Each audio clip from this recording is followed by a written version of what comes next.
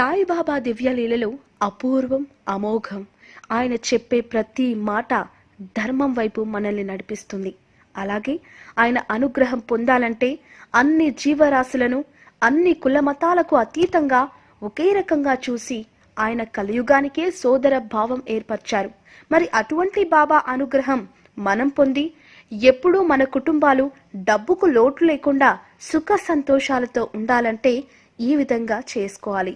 ఎప్పుడైనా సరే, ఎవరికైనా సరే ఆశకి హద్దుండదు. కొంత జీతం వస్తే ఇంకొంచెం కావాలనుకుంటాం. అలాగే వేరే ఏదైనా ఇచ్చిన దానికి సంతృప్తి చాలా వరకు ఉండదు. అయితే కేవలం ఒక్క ఆకలి విషయంలో ఎవ్వరైనా సరే తమకి కావలసినంత మాత్రమే తీసుకుంటారు. అయితే బాబాకి ఏం సమర్పించాలో ఇప్పుడు తెలుసుకుందాం. బాబాకి చాలా ఇష్టమైంది అన్నదానం.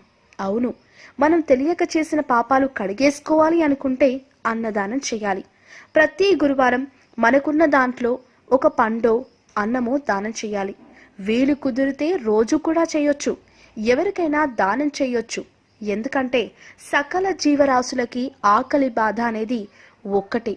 అందుకే కుక్కకి లేదా మూగజీవాలకి లేదా గుడిలోని భక్తులకు ఎవరికైనా సరే ఏదైనా తినే పదార్థం దానం చేస్తే 100 జన్మల పుణ్యం బాబా ఆ కుటుంబాలకి ఎప్పుడూ రక్షగా ఉంటారు.